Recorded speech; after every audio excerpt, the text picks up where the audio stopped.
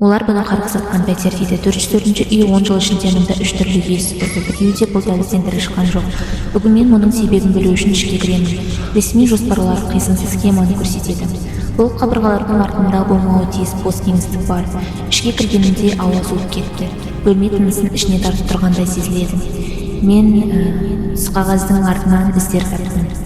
Тырнақ іздері, біреу жаншыра сыртқа шықпақ болған, немесе бір нәрсе ішке кіруге тырысқан. Көршілер тек көлеңкеден бақылап тұр. Олар қабырғалардың құлағы бар дейді, және олар тыныс алады. Бұл полароид суретін алғашқы құрбандар түсірген. Онға мұқайт қараңызшы, ол көлеңке мұнда болмауы тиіс. Бұл не бұл? Естідіңіз бе? Оқиғалар қайталанып жатыр.